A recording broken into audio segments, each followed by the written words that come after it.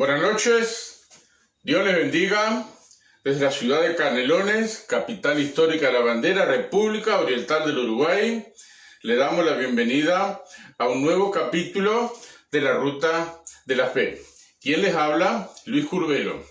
Hoy les estoy hablando desde nuestra nueva residencia.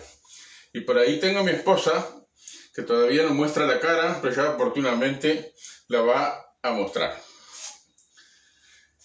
Pido disculpas por las transmisiones interrumpidas. Lo que pasa es que el tema de la mudanza colmó nuestras expectativas y nuestra fuerza, y había mucho, y bueno, todavía hay un poco de relajo acá para arreglar, pero como toda mudanza, todos los que nos hemos mudado alguna vez ya sabemos lo que implica una mudanza. Tenía que afeitar, hacía días que no me podía afeitar, no encontraba la gilet. Bueno, hoy afortunadamente encontré la gilet y ya hoy pude presentarme bien afeitadito. En el día de hoy vamos a estar compartiendo un capítulo de un tema de 4 capítulos, el compromiso con Cristo. Un tema muy interesante, es la primera vez que lo voy a compartir. Pensaba hacerlo en un retiro de Fraternidad de Varones en la ciudad de Minas, pero con el tema del coronavirus no se ha podido realizar, así que a través de este medio estoy lanzando este tema, espero les sea de bendición. Para ello, vamos a leer en 2 de Corintios, capítulo 5, el versículo 17, y dice así: de modo que si alguno está en Cristo, nueva criatura es. Las cosas viejas pasaron, y he aquí, de aquí en adelante, todas son hechas nuevas. Repito, de modo que si alguno está en Cristo, nueva criatura es. Las cosas viejas pasaron, y de aquí en adelante, he aquí, todas son hechas nuevas. Quiero hacer dos breves acotaciones sobre este versículo. He estudiado 6 años este texto y he encontrado que tiene una relevancia, después de Juan 3:16, tiene una relevancia muy grande. Juan 3:16 es el corazón del Evangelio. Allí en Juan 3:16 se nos presenta la solución de Dios para el problema moral y espiritual del ser humano, y que Dios lo ha hecho por amor a nosotros. Pero en 2 de Corintios capítulo 5, versículo 17, este texto que volvemos a repetir, de modo que si alguno está en Cristo, nueva criatura es, las cosas viejas pasaron y aquí todas son hechas nuevas. Este texto, después de Juan 3:16, tiene una gran relevancia, pues muestra uno de los propósitos o uno de los procesos de Dios a través de su Espíritu en nuestras vidas, partiendo desde la conversión. Juan 3:16 nos habla para llegar a la conversión, pero ahora 2 de Corintios 5:17 nos habla de que partiendo de la conversión, ya somos salvos, ahora hay un proceso de parte de Dios que es imprescindible observar. Esa es la primera acotación. La segunda acotación que quiero poner a consideración de todos ustedes es el hecho de que este texto se encuentra en la versión Reina Valera 1960. Para mí, la Reina Valera, tengo muchas versiones de la Biblia y a raíz del celular he accedido a otras versiones que no sabían que existían. Las versiones de la Biblia son una gran bendición, pero tenemos que hacer una diferencia entre la versión Reina Valera y todas las demás versiones juntas. La versión Reina Valera es rica en conceptos. Como vamos a ver en este versículo, aquí hay 3 conceptos vertidos bien claros, y después hay un cuarto concepto que no menciona, pero que está implícito porque es la suma de los 3. Las versiones de la Biblia, todas las demás versiones, son útiles porque nos facilitan muchas ilustraciones con los sinónimos. Entonces nos enriquecemos el sentido, los conceptos de la Reina Valera los enriquecemos con las ilustraciones de las demás versiones. Yo creería y sugeriría también que todo nuevo convertido debe acceder a la versión Reina Valera. En algunas iglesias he visto que se le está dando la versión lenguaje actual. La versión lenguaje actual, bueno, expresa las cosas en un lenguaje bastante simple, pero el defecto que tiene la versión lenguaje actual es que no nos transmite muchos conceptos como lo hace la versión Reina Valera. La Reina Valera, al darnos el concepto, nos obliga a buscar su significado y es ahí donde viene el auxilio de las versiones. Esto lo pongo a consideración.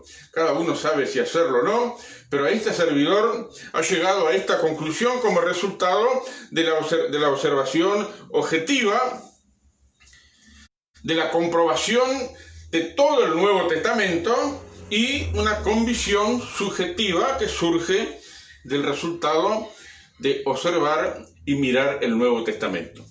Segunda de Corintios 5:17 lo vamos a dividir en 3 partes. Y después el cuarto día va a haber en la suma de los 3 una parte más que no está en el texto, pero está implícita porque es la suma de los 3. Hoy solamente vamos a mirar esta parte. De modo que, si alguno está en Cristo, nueva criatura es. La expresión de modo que es una frase concluyente que define un hecho puntual. De modo que está definiendo, está como llegando a una conclusión. Y la primera conclusión que llega en este texto es que si alguno está en Cristo, nueva criatura es. La conversión de toda persona, sea hombre o mujer, es una obra sobrenatural del Espíritu Santo. No la produce ningún ser humano, ni siquiera nuestros hijos. Un hijo que tiene padres cristianos no garantiza que se convierta, porque la conversión es una obra que solamente la gesta dentro de nuestras vidas, dentro de nuestro ser, el Espíritu Santo de Dios, que nos convence interiormente y nos presenta el hecho de que necesitamos un Salvador y a su vez genera y gesta una fe que viene de adentro, que nos hace tomar la decisión de recibir a Cristo como nuestro Señor y Salvador. Es una obra sobrenatural. Todos nosotros, el pastor Perico, quien sea, nosotros colaboramos con Dios al darle la información del Evangelio. Cuando hablamos de Juan 3:16, que apunta a la conversión, estamos diciendo que Dios nos amó de tal manera que ha dado a su único Hijo para que todo aquel que en Él cree no se pierda, sino que tenga vida eterna. Nosotros necesitamos nacer de nuevo, y el que nos hace nacer de nuevo es el Espíritu Santo de Dios. Jesús mismo dijo que la conversión, el nuevo nacimiento, es un misterio. Es como el viento. Si uno le pregunta, bueno, ¿de dónde viene el viento y a dónde va? Y bueno, viene de allá y va para allá. Lo único que podemos decir. Quizás meteorología nos pueda decir, bueno, la masa caliente y la masa fría que se gesta allá en el Río de la Plata desencadena los vientos choque, eso, toda esa forma lo puede decir, pero viene de allá y va para allá. Es un misterio. Así dijo Jesús, que es todo aquel que es nacido del Espíritu de Dios. La conversión es una obra sobrenatural. Segundo, la conversión es una obra de transferencia. ¿Qué vamos a transferir plata? No. Pablo dice que Cristo nos trasladó de las tinieblas al reino de su amado Hijo. Ahí hay una transferencia, es un traslado, es un traspaso. Ya antes estábamos en una situación, antes de convertirnos, ahora estamos en Cristo Jesús. Hay una obra sobrenatural. Tenemos que tener presente esto. Porque miren, hay tantos pensamientos, tantas doctrinas, tantas teologías que nos dicen que uno vale si tiene toda la doctrina, que si uno vale si alcanza, si tiene la comprensión de tal o cual doctrina. Pero la Biblia nos dice que nosotros valemos porque Cristo Jesús nos redimió con su sangre, Cristo nos perdonó, Cristo nos transformó, Él nos hizo nacer de nuevo. Y ahí está nuestra verdadera valía. Los conocimientos que nosotros podemos adquirir en el proceso no aumentan nuestra valía.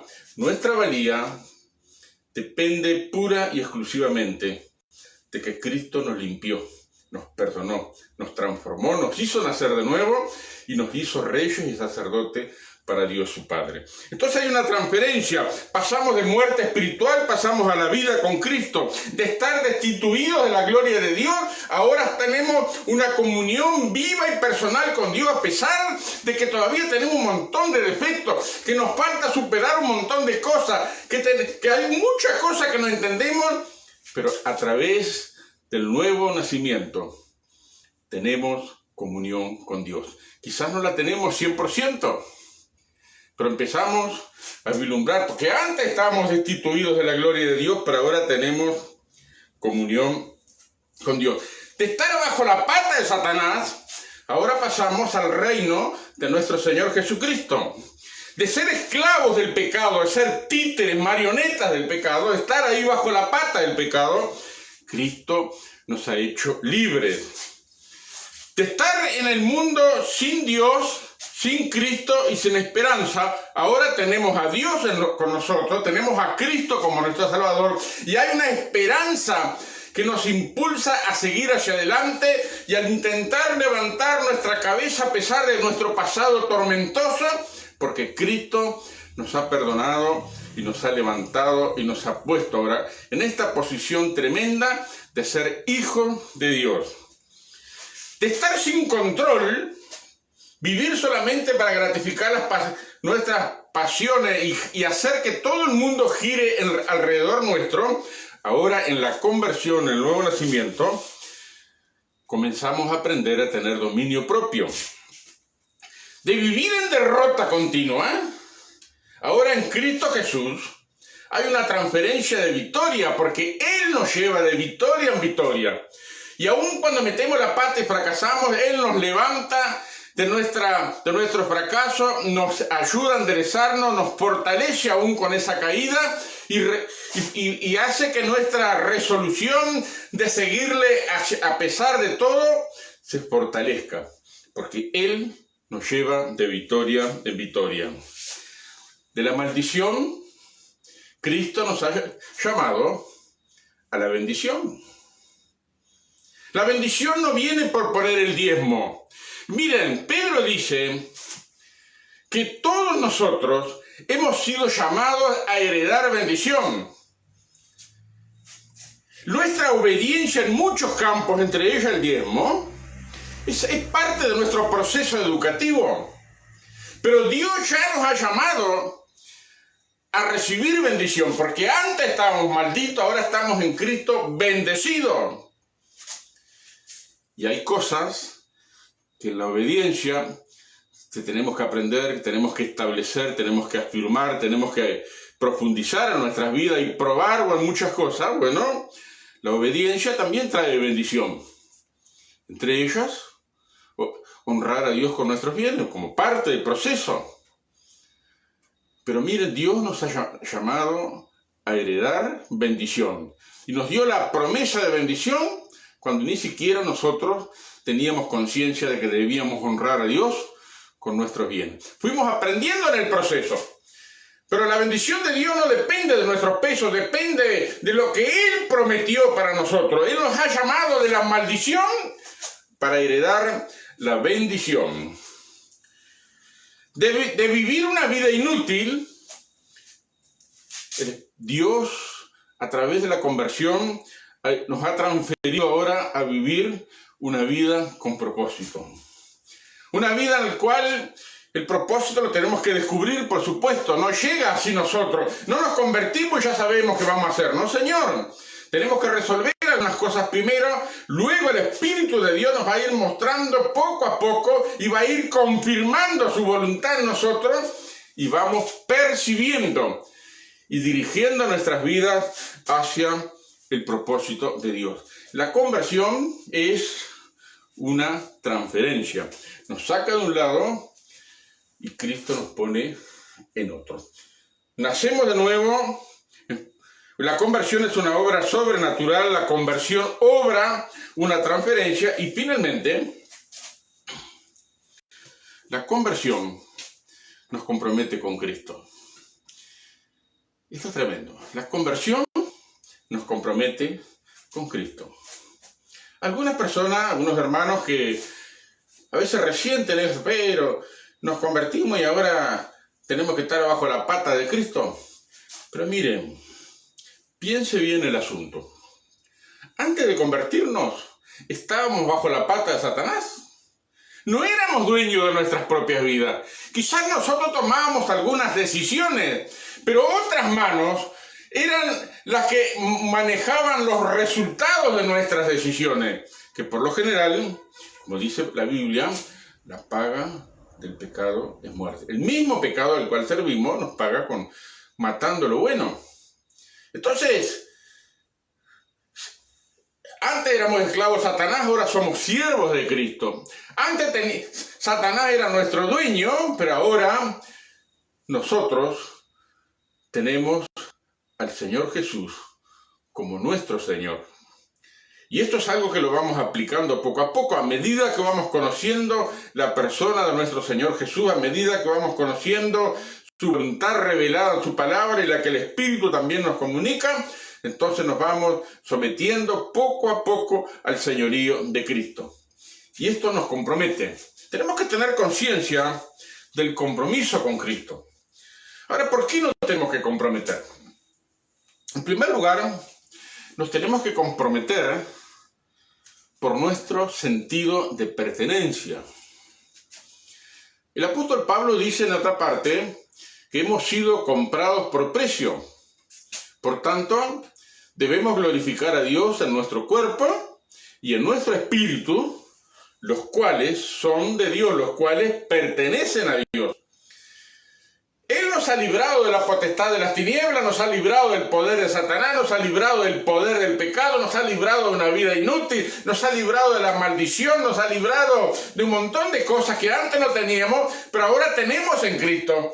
Y al confrontarnos con la persona de nuestro Señor Jesucristo, no es una creencia, es una persona, el que murió y que resucitó y que hoy está intentando enderezar nuestras vidas y dirigirla a su propósito eterno que Él se había propuesto en sí mismo y que en su momento Él nos va a ir revelando poco a poco. Nosotros le pertenecemos a Él. Ya no me pertenezco a mí mismo. No me pertenecía antes cuando estaba sin Cristo, porque el que era mi dueño era Satanás y el pecado, pero ahora que he sido libertado de esas cosas, yo rindo mi vida día a día porque sé que le pertenezco al Señor, porque Él me ha comprado con el precio de su sangre preciosa.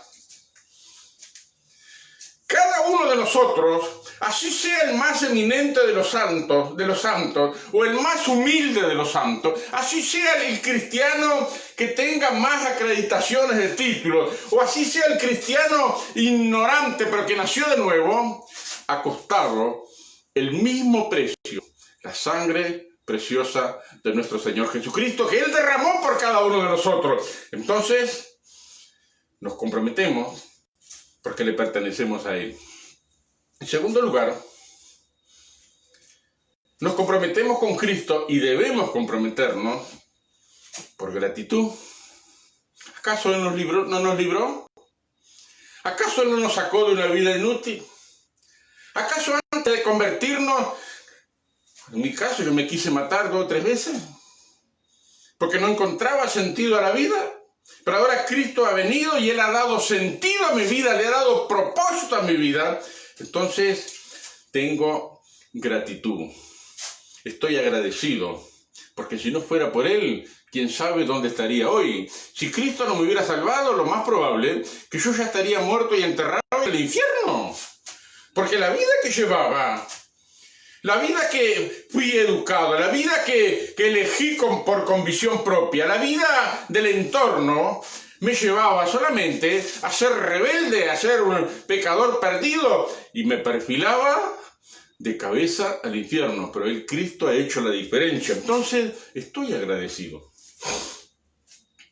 Dice la Biblia también, puesto que tenemos tales promesas, y menciona algunas cosas, sirvamos a Dios con gratitud. Y añade una frase por ahí, y mediante ella sirvamos a Dios. Así que podemos servir a Dios con nuestra gratitud cotidiana. Estamos agradecidos porque Él nos salvó, porque Él nos libró, porque Él me ha dado la libertad, porque Él me ha dado el gozo del Espíritu Santo en mi corazón, porque Él me ha dado la oportunidad de poder comprometerme con Él y servirle a pesar de todas mis limitaciones, a pesar de que hay cosas que no sé, a pesar de que hay cosas que no entiendo nada, pero Dios en su misericordia, por el mucho amor con que nos amó, ha hecho posible que un pecador como yo pueda estar como hijo suyo al vuelte. Entonces tenemos gratitud. Le pertenecemos porque Él nos compró con su sangre. Pero Él, al comprarnos, al hacernos posesión suya, nos dio la libertad, porque si el Hijo nos liberta de todas estas cosas, somos verdaderamente libres. Nosotros ahora respiramos libertad en Cristo. Y le servimos por gratitud. Y todo lo que hagamos nunca se va a comparar con lo que Él hizo por nosotros. Todo lo que hagamos nunca será suficiente, pero por lo menos en todo lo que hacemos expresaremos nuestra gratitud sirviendo al que nos amó y nos lavó de nuestros pecados con su sangre.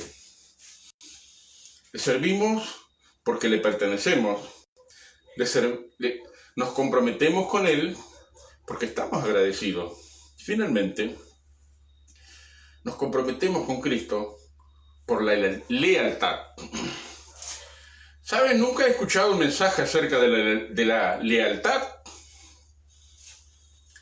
pero me conta que hay muchísimos cristianos que han comprometido su lealtad y han terminado su vida con dolor, con el pesar de no haber cumplido las aspiraciones de Dios, con el pesar de tener que abandonar esta vida y saber que no lleva nada en sus manos para presentarse delante de Dios.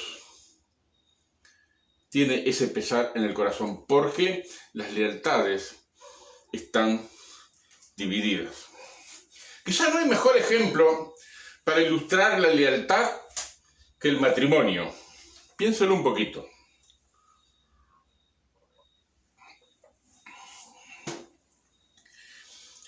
Quizás no hay mejor ejemplo que la lealtad que el matrimonio. Cuando una pareja se casa, uno se embarca en una aventura que nunca va a saber cómo va a terminar, pero lo va sabiendo en el proceso de la vida. Me gusta ilustrar el matrimonio como un barco que despega del puerto, porque los barcos no fueron construidos para estar estacionados en los puertos. No, señor. Los barcos son construidos para atravesar los mares, para atravesar las tempestades, para enfrentar el oleaje, para estar bamboleados por las olas, para estar en ese riesgo de que capaz que se hunde el barco. Pero el barco es construido para atravesar las tormentas, para enfrentar el oleaje, para enfrentar los vientos y para llegar al puerto deseado. Pero cuando el barco recién despega del puerto, allá están los padres de ambos novios saludando. Allá están los padres de la novia saludando y la mamá enjugándose los ojos con un pañuelo. Se nos fue la nena con ese coso. Ya no es un hombre, es ese coso. Y allá están los padres del novio. ¡Ay, cómo se nos fue el nene! ¡Con esa negra! Pero ¿saben? Esas estimaciones que parecen jocosas son muy verdaderas. Se nos fue la nena con ese coso. Se nos fue el nene con esa negra. Los padres de uno y otro expresan que el cónyuge que su hijo eligió no es el correcto según su entendimiento.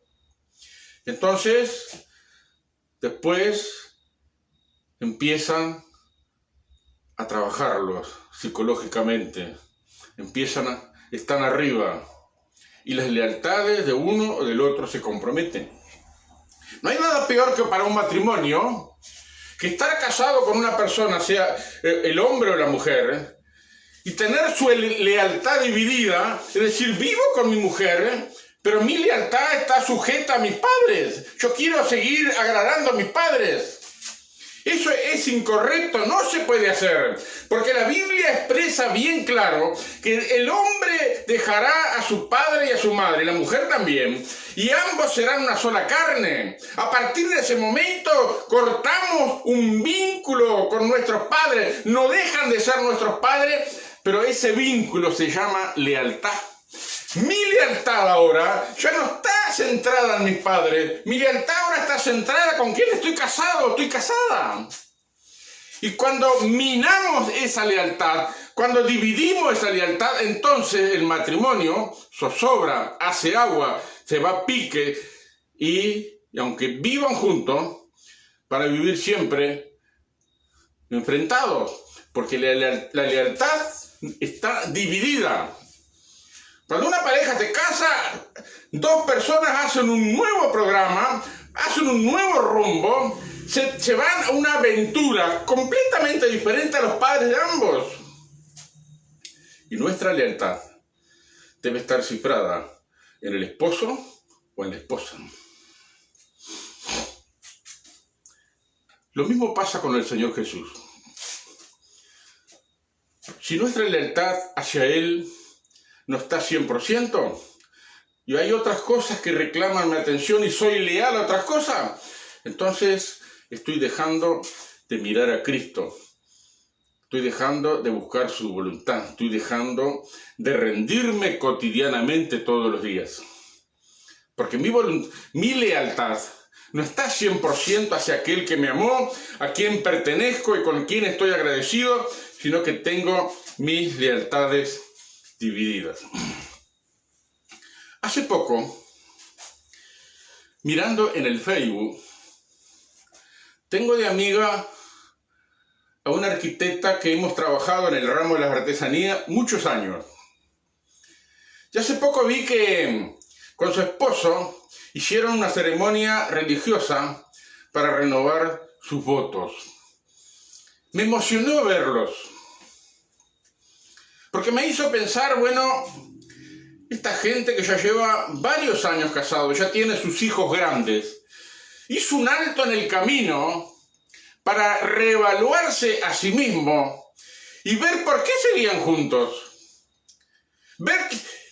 Hicieron un alto en el camino para reevaluar el camino recorrido y ver qué lograron juntos.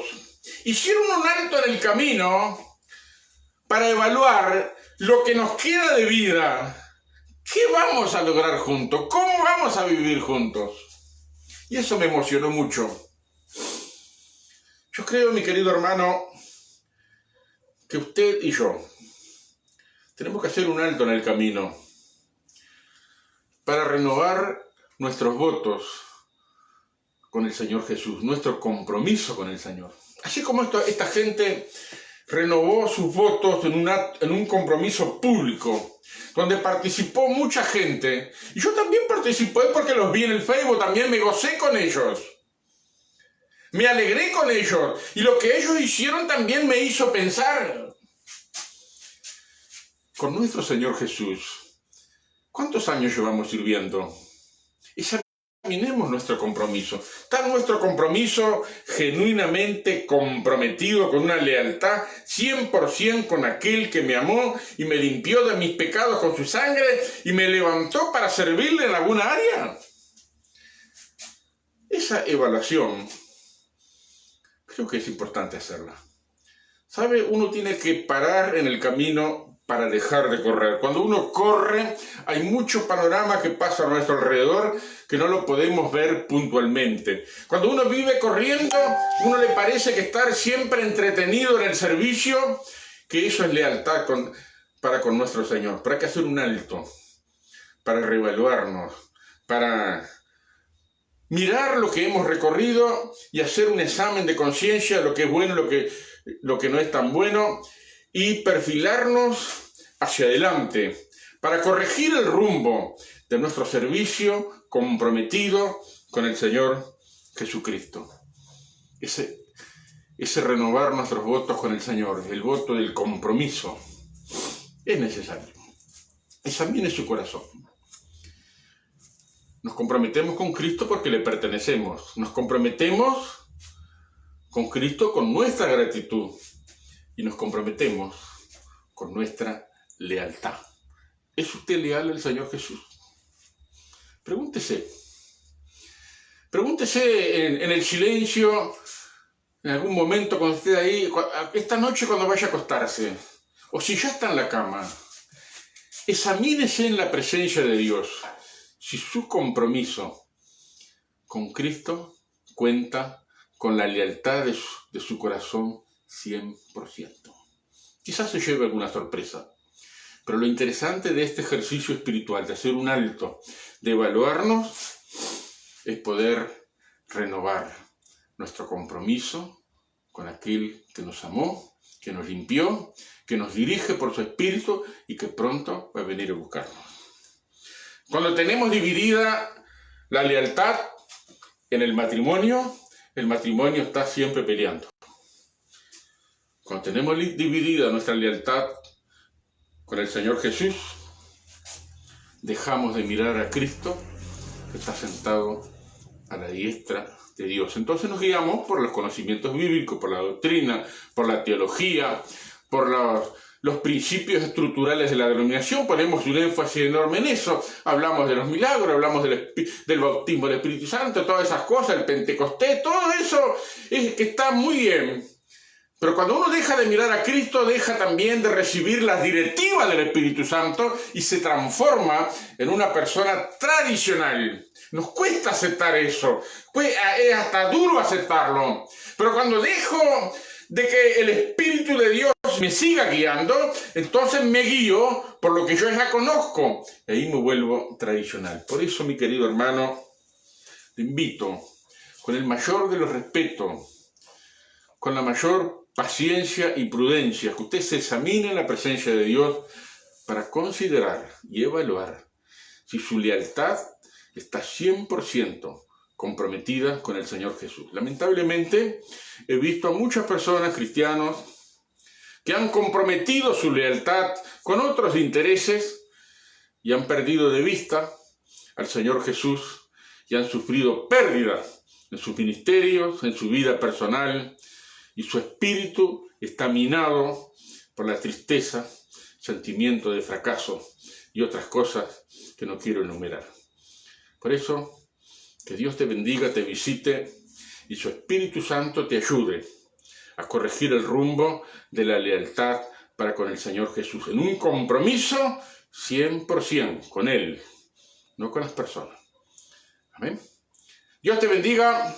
Nos vemos el próximo lunes para el segundo capítulo de este tema, el compromiso con Cristo. La segunda parte del texto. Hemos estado mirando en esta ocasión, de modo que, si alguno está en Cristo, nueva criatura es. Y lo relacionamos con nuestro compromiso con Cristo. Ahora vamos a mirar el próximo miércoles, después sí arrancamos con el lunes. El próximo miércoles, Dios mediante, vamos a tocar la segunda parte del texto. Dice, las cosas viejas pasaron. ¿Qué fue lo que quedó atrás? ¿Qué cosas pasaron? Bueno, eso es lo que vamos a ver en la próxima oportunidad. Dios les bendiga. Nos vemos el próximo miércoles en el nombre de Jesús en un nuevo capítulo de la Ruta de la Fe.